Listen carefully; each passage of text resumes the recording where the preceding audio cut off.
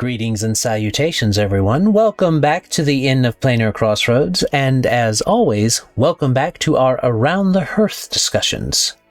This time, we are discussing in our modern May of 2023, intriguing play. And, the idea of using intrigue in your games.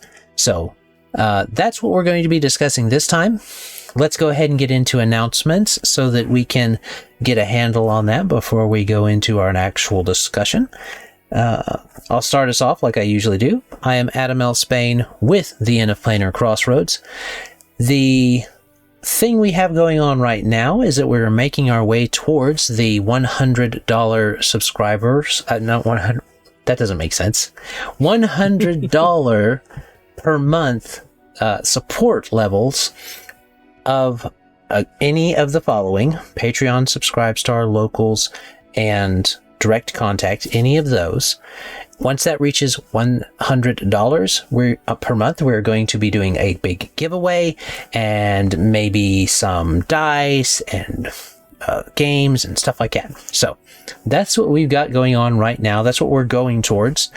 And I'm pretty sure I don't think there's any other announcements that I need to go over. So, what about you, Dan?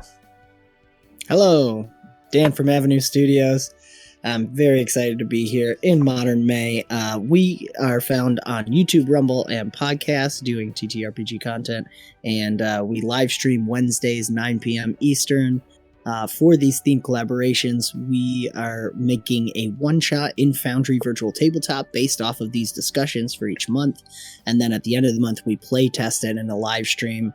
And of course, one of the bonuses to being a supporter of Avenue Studios is you get entered into a raffle to play with us on those live streams.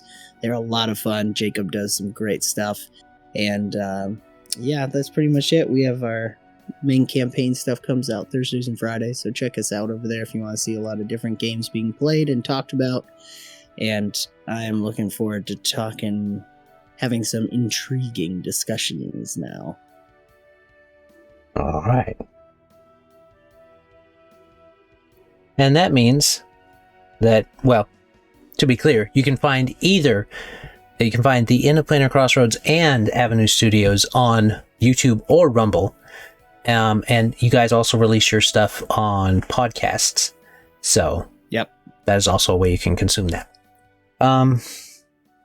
Think that's what we got, which means we are to Levi. And I will be shouting out a Squirrel Plays, a YouTube channel with a squirrel discussing TTRPGs. So realistically, it is... using the squirrel as a kind of talking head for him as he goes through various topics in TTRPG world.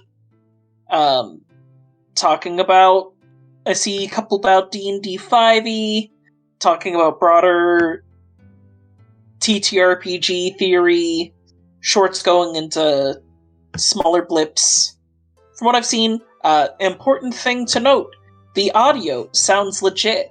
One of the things that you gotta watch out for with smaller channels is sometimes they don't have good audio yet, which is, while understandable, makes for harder listening. Yes. That is not the case here, so enjoy. Indeed. Awesome. So, I have to agree, the audio was solid. And if you are wanting to make content on YouTube, worry more about the audio and less about the visuals, because oddly enough, that makes difference more than... You can have a really cool looking video, but if it's all... no one's going to watch it. Mediocre video is boring, bad audio hurts. Yes. There you go. Not that I claim to have amazing audio here, but I try. It doesn't hurt, and that's great. So I've listened to some small YouTube. The audio hurts. I'm like, sorry, I gave you a shot. Goodbye. Yeah, I tried. So give it a shot. Just invest in a little Rode mic or something. That's all it really takes. All right. There's our PSA for YouTube / Rumble / media creation. So that's what we got. I think that it's time for us to start off. So grab your preferred beverage, travelers and viewers. Sit down by the fire with us and gather around the hearth while we discuss intriguing play or intrigue games. So, let me see. Does anybody want to start off? Got opening thoughts? Or you want me to start off? I can start, I guess. Ish. Just saying that. Well, you're going to start or not? Ish. So it's not like an ish thing. I don't know. We do a lot of ish things around here, right? Normal-ish, ish. Yeah. We haven't gotten to Yiddish. Magic-ish. But Yiddish, nice. No, I love a good murder mystery. I know we had mentioned espionage stuff. I think there's so much fun to play and to run. I think the big thing that I've been learning, having done some and trying to do more too, is that it's surprising how much the players, when you build it as the GM, you have the whole picture, and how much the players don't realize. Because when I'm on the player side, I'm like, I have no idea where this is going, and I'm getting these puzzle pieces together, and it's like, I can't see it. But when I try to build a game as a GM, I'm like, they're gonna figure this out right away. I just watched a thing in preparation for this talking about red herrings. Like, players are the greatest red herrings. They will find them all by themselves. You rarely even have to put them in. That's right. They'll fish them up themselves. Yeah, you'll describe the color of a coat. Yes. They'll totally miss the clue you're actually dropping, but that one detail you described in the room is clearly got to be important. Yeah. But, so not stressing, and this is something I've been trying to do for myself, is not stressing so much about having fun, kind of get that whole plot, have the story of whatever it is in the game that they're going to uncover, and kind of let them play in the playground a bit. I think that really works well, because like we're joking, like really, and as a player, I've seen myself do that. I get fixated on this one thing. I know it's going to happen, Get fixated on this thing. Be okay with a little improv too on it, because I think the main thing is having that plot, having what the story is that they've got to unlock, is how I look at it, and letting them play around in there and having fun and improving and shifting the blocks of the story around as needed based on whatever chaos or random things they get fixated on during it. Yeah, they'll keep you busy themselves. Yeah, right. But I do think intrigue games fit really nice. I think that's my natural inclination to go to when I think of a modern game. I just enjoy that kind of, like a murder mystery or espionage sort of thing.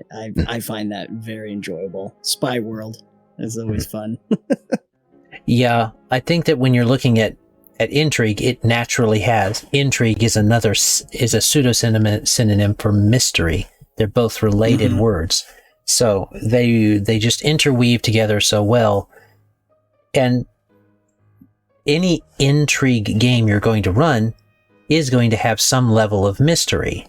Because if you're doing a courtly conspiracy type of, or courtly or conspiracy type of game, it's going to have, both of those type of games have mystery in them, and the desire to figure out mysteries. There's spy games, and like you said, things like that. 007. There's always some mysterious thing that needs figuring out, and those all work. Those are all intriguing in the idea of it. You can even do it some in the solving of a war game type of situation. Those are less mystery based unless you have a lot of spies going out, and then you have a nice bit of intrigue to go in. Like, did I discover this? And so like a covert operation. type of mystery game with a wargaming aspect to it, that would probably work. A covert ops one. To play into the specific detective type of mystery that you're talking about, detective / investigation, there's two major types of game there's two major type of categories for the detective or mystery story. There's the whodunit and the how catch 'em. So Murder She Wrote is termed a lot of the time as a whodunit, like the Clue, the movie and the game, is a whodunit. It's a little bit of a howdunit, but it's a whodunit, really, because you got to figure out who with what weapon and where. Who, what, and where is what you're figuring out in that board game. And that's a lot of the Murder She Wrotes fall into that. But there's also Columbo, which is a how catch 'em. Because we, as the viewer, we, in this case, example, being the players, know who did it.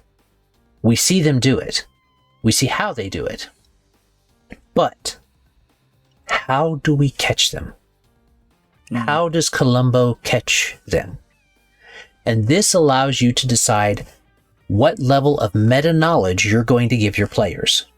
If you decide up front, in this intrigue game, it is a whodunit or a how catch 'em. Both can be done, but I haven't seen a lot of how catch 'ems compared to whodunits. Because whodunits are a lot. You can have 3 or 4 people that have enough motive to be the, behind the screen here. Whodunit, you can have 3 or 4 people lined up and they'll be like, any 3 of these could have done it. So whichever one leans more towards, whichever one path they pursue is going to end up determining who did it.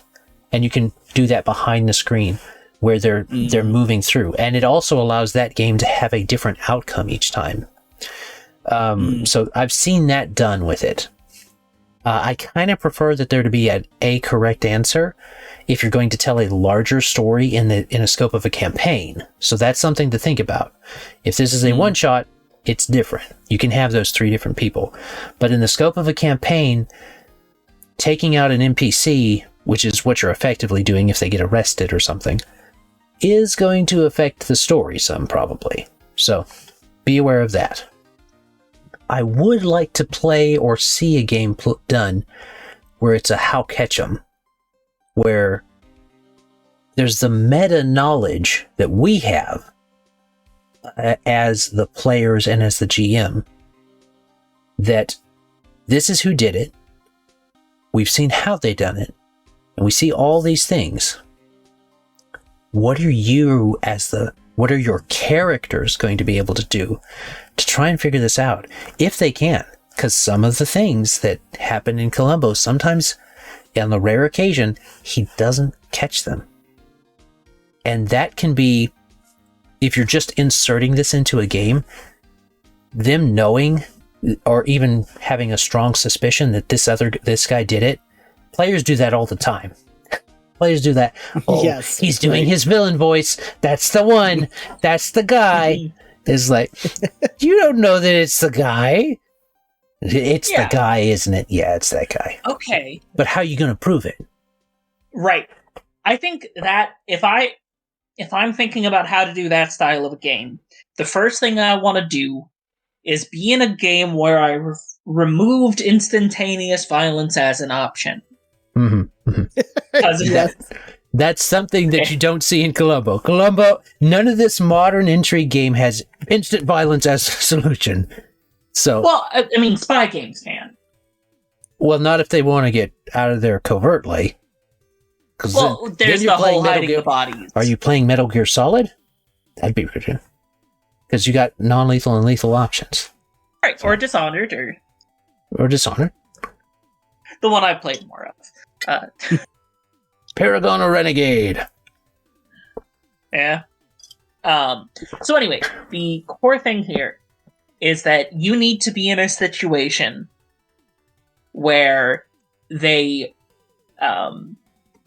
cannot just resort to violence against the person. Mm. Or if it's in a longer-term campaign, let them and throw them in jail. Oh, right. Mm-hmm. Well, in a longer-term campaign, that can determine, are you going to get in trouble? Oh, yeah. What's going to happen to you? Now, if you're going to do this sort of very much so going through the veil of the game and say, I am not messing with you. I am not doing this as a red herring. Let's do a twist on it. Columbo killed them. He set their house on fire because he knew that this person killed his wife. I don't know. Right. Yeah. And That's now always you've got a solid choice. Well, and Columbo brings up his wife a lot, so it's like, I know for sure that he cares a lot about his wife. You know, my wife, she's always telling me that I need to give this up, but I just can't. I love this coat. You know? But doesn't have to actually be Columbo. But core point, you do, hey, I am breaking the fourth wall. This is the start of the session that you know this. Now, here are your note cards. As you discover clues, you can write down what you figure out. Mm-hmm. And then when you are bringing the case later, if your information and the evidence tied to it is not on that note card, they will say that you are just using a hunch or just, like, force them to keep track of why they know things. Mm. You know, this, and that also, point, you do your point and then I'll do mine. And also, in this case, where it's not just a catching the person, but a proving that you have caught the correct person, it is also, you can think of, like, the information as, like, resource tracking. Like, it's like, ooh, I got fingerprints on here, and I've got this on here. That's cool. Yes. Right. And, like, that is their inventory, in a sense. Right. And then they get to the boss fight, which is the court case, because that's how we like to do the drama of this sort of thing here. Right. And then they have to use those strategically throughout and make the correct persuasion checks and whatnot, because court is not just a direct determining of truth, no matter how much we'd like it to be. Right. Well, because it's ran by people. Well, you also don't necessarily want it either, because you have this idea that they have to prove you're guilty. So that works out. Right. That works out good for you as a person and as players. So you want to have to be proving their guilt. And that goes into, like you're talking about, that was going to be my point. This reminds me of when we were talking before. We were doing another chat and we were talking about using the courtroom as part of the game. And what we were talking about was, so one part, maybe you can have either specialized characters or something like that, and it ends up playing out like a episode of Law and Order.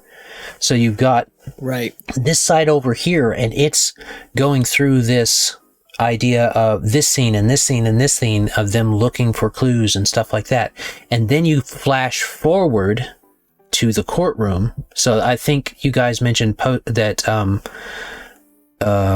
Powered by the Apocalypse does this a lot of the back and forth scene by scene things. So you can do this scene starts out the investigation, and if it usually it would work well with a whodunit rather than a how catch 'em, but this also works really well for the how catch 'em, because then you can flash forward and see these are your suspects. You know this one's guilty, but how are you going to start your questioning? What questions are you going to ask? And that's going to determine what goes on. And so back and forth. Yeah. So when the prosecution that you're playing mentions a clue, the DM can be like, all right, flashback. And then you go to the other group. It's not another group, but it's another set of players getting the stuff, playing out the cops. And then you have another set of players that like the charismatic stuff, playing out the lawyers. Yeah. And, I mean, we have a good option here for like a small number of total players game. Like you have 2 players and they alternate between being like let's say okay, we've got a prosecutor. We have one person who cycles through your witnesses, and another person who plays the prosecutor or something like that, right? Mm-hmm. And that is one of their roles, and their other role is as the detectives. And this is 2 stages of play, but for your 2 players. Yeah. That could work real fun. Be pretty neat. Mm-hmm. Yeah, that's interesting, because I was thinking of doing like a party of 4 instead. So that was interesting to think of, because with a party of 4, you could have prosecutor, like the 2 cops, 2 detectives, and then somebody in the CSI. True. Yep, because a lot of the times, depending on what's going on, you're bouncing around between people. So yeah, so you can even use you can reflavor. I don't really recommend full-on reflavoring things from 5e or Pathfinder 2e for this type of game, because we're talking about modern. We're not talking about fantasy. We're assuming no magic. If there's magic, like Circle of Truth, yes, you can beat Circle of Truth sometimes, but the whole courtroom the whole witness stand would be Circle of Truth. So it's kind of right. You're gonna have to really play with words to not tell the truth or get a good will save. So and like, you know, how the lawyer asks questions is really important, because like you could ask a very deceptive question that the Circle of Truth can get you to give an answer that the people around do not properly comprehend what the question and answer meant. Mm-hmm. Like you can, like the lawyers can also get into very strange playing with words. Yeah. Mm-hmm. So, like someone's in a zone of truth. You ask the stereotypical question: "Have you stopped beating your wife?" You never started, so you say no. You couldn't have stopped. Right. And if you're only allowed yes or no. Yeah. And then the other lawyer has to check that that's a objection, Your Honor, leading question type of thing, yeah. You know? But even after that leading question, right, like that, you can tell the jurors to strike it from their mind. But you can make them strike it from their mind because you have although magic. that might be illegal in court. Striking, well, if it's not on the court record, like mind they may not be magic. Well, yeah. So I guess it would depend on how magic is this court. Because last time we talked about using magic, you're going to have a... Man, you'd have a whole bunch of ethical issues with using magic in court. And it may be that the whole court is an anti-magic zone. Just to counter that type of thing. It's high, like in Open Legend you would use Nullify. Maybe they constantly cast Nullify over and over and over and over again until it embedded into this area. You have like scales of truth that are perpetually putting it in both Nullify and what's the boon version that gets rid of a bane on you? Oh, right. Well, Nullify gets rid of a bane. Nullify gets rid of boons. Boons, yeah. On an enemy. And Restoration gets rid of banes. That's right. Because you need both. That's a cool idea in that system with the scales, too. Lady Justice holding scales, and it's... You can either hurt your enemies or help your friends. Yeah. And anytime one's cast, her scales tip and then reset. As she goes back and forth to balance it out. Yeah. Which is also a good sign for, hey, this person tried to do magic in court. Someone's cheating. They are officially in contempt of court. Yeah, that hard to go against that one. Especially if the scales cast innocuous magic to light up wherever the source of the magic was from. Something that's small and, you know, it's not a bane, because those can be resisted. It's a boon instead that it casts. Something that isn't resisted too. Could be open legend like blind lady justice. Her blind rag is like detection, and it's got detection boon up all the time. Can see when. Well, maybe magic. playing with the Lady Justice imagery. Maybe they literally have people who are devoted. There's no judge. There is there is the justices, and they are literally sacrifice their eyesight and put on these as part of a magical ritual to constantly have detection like that. They sacrifice their life and practice to become justice, blind justice. And so they are judge, jury, and executioner in that setting. Nice. You don't need more. Right. You go to the justices. And that would be an interesting setting point.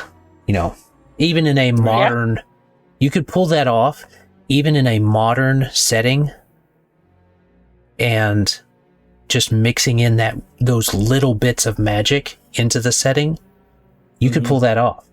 You don't go to the court. People don't want to go to court. Like saying, I'll sue you is not something that people say, because justice is blind and you don't want to go to court. Not even people that are good want to go to court because justice is blind.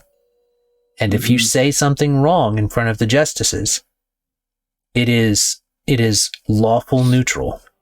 It is what is the law. By the time you've reached the justices, something is going on. Serious. Yeah. And so maybe they have 2 tiers of courts. So Yeah. That's interesting. you can play around with that in your world building. Mm-hmm. There's felonies and everything else. Yeah. And everything else. There's the high justice and then civil justice. And if you go to high justice, it's like, it's bad news.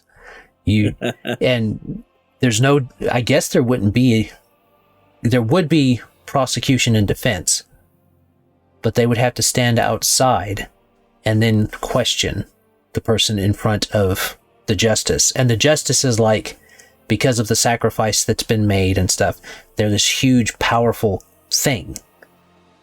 So they can insta-kill almost anything in the setting. Anything that comes into their court, anyway. Mm-hmm.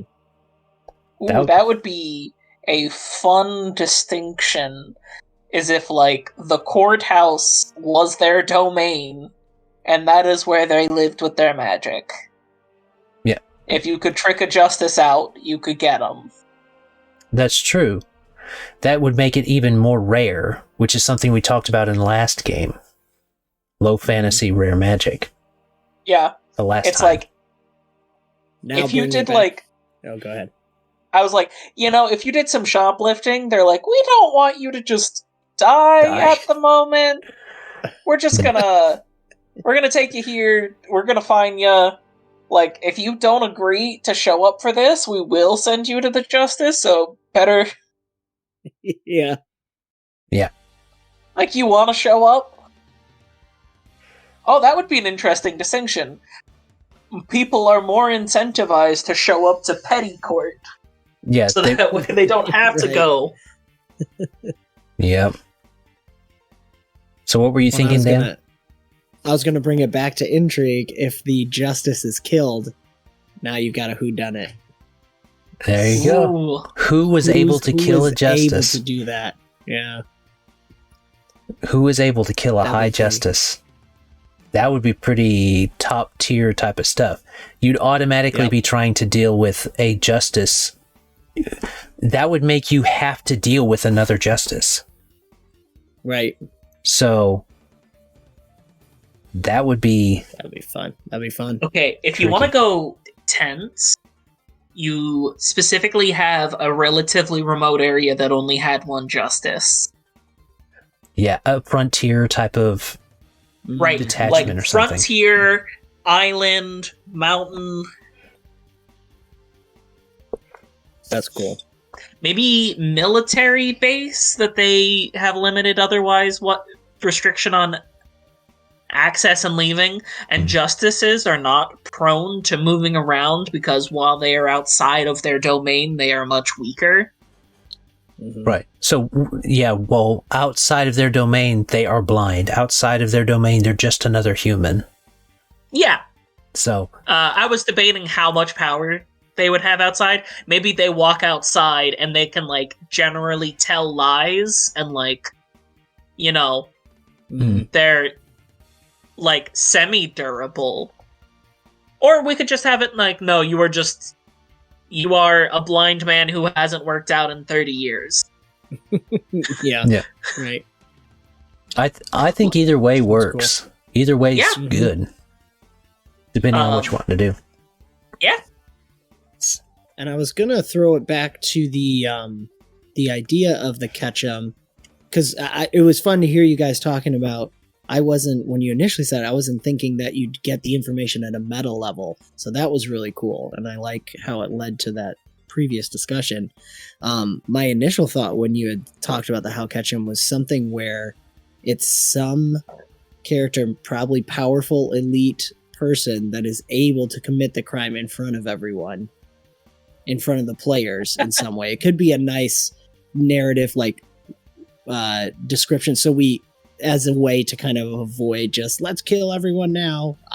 Like, this is the narrative intro to the story, so the characters do know what happened, but they're nobodies. How are they going to prove it? So you could actually do it where the characters know too. You can. How are you going to prove? Well, say let's do the 20s again. Say a mafia boss knocks off one of their friends. Yeah. One of the NPCs that they're close to. Do you think they're going to let that slide? I mean, these are players. So do you think they really want to let that slide? Or are they going to look for a way to prove it? Look for ways. Yeah. And, you can mix magic in or not. Doesn't really matter. I mean, if you're mixing cult magic in, they may handle it themselves with some vigilante justice, but...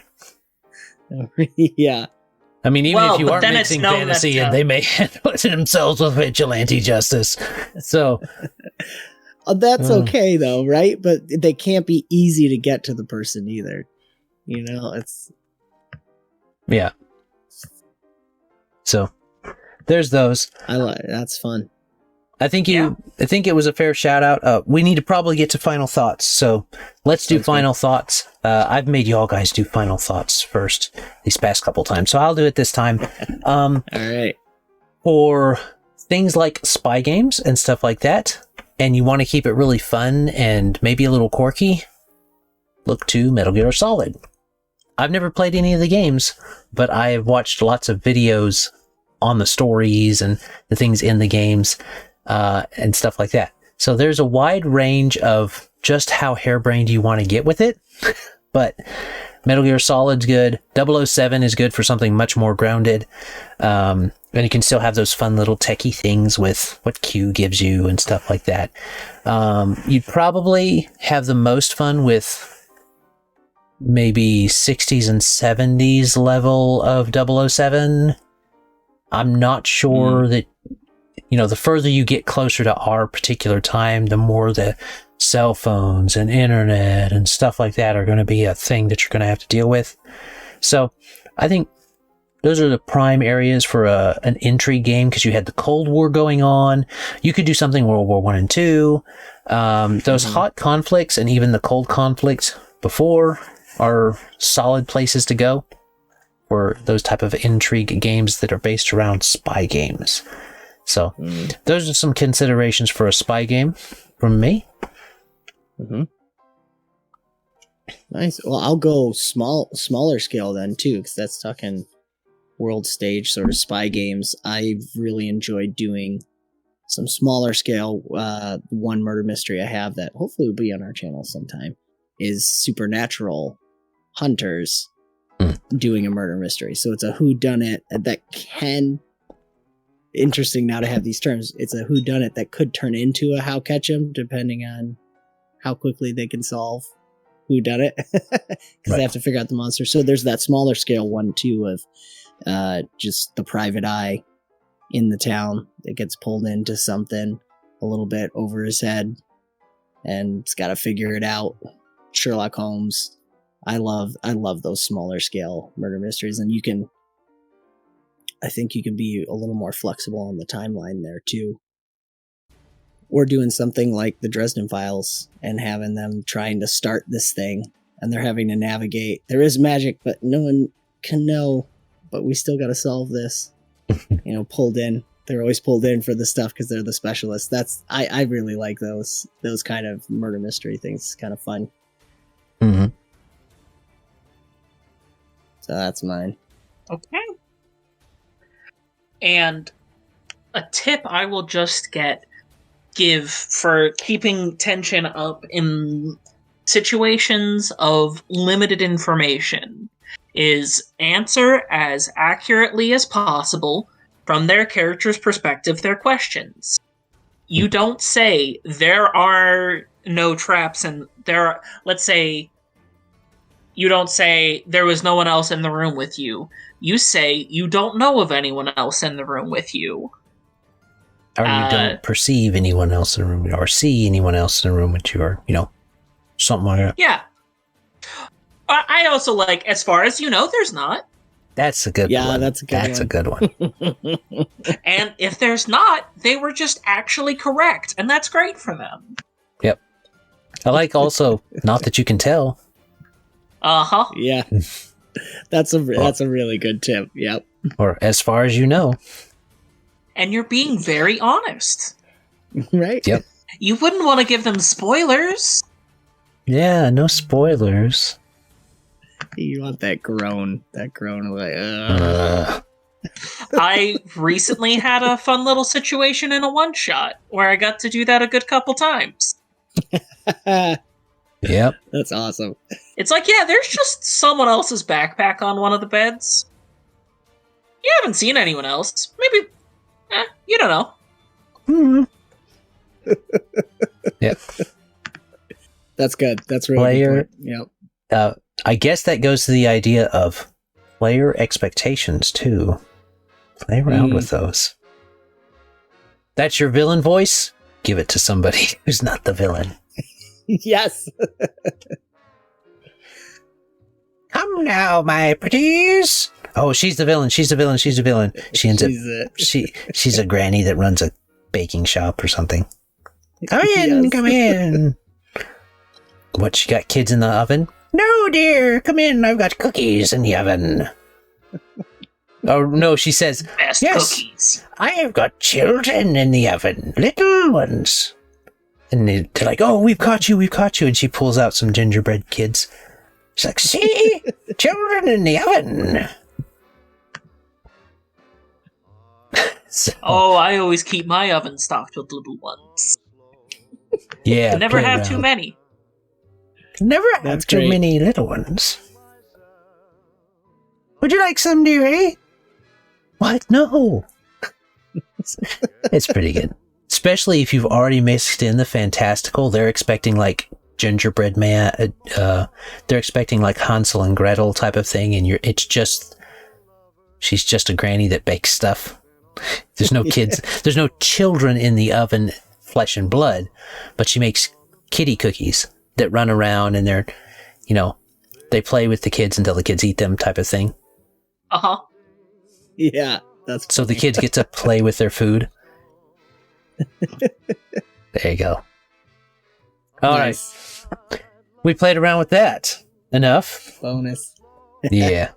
Well, I don't delete the middle stuff. Like when we're recording. This stuff doesn't go into bloopers. I think that's everything that we've got for this time. Remember, you can support the Planar Crossroads or Avenue Studios at Patreon, Locals, or contact directly, and find our content on YouTube and Rumble. So, as always, have a great day. God bless and enjoy. Bye. Bye. Bye.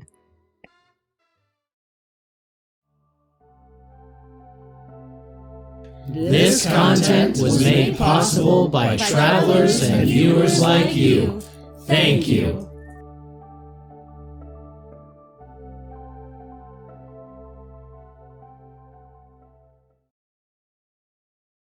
Okay, that one's done. We better start into the next one, or you guys are gonna go out on me. Oh, it's, yeah. It's getting there.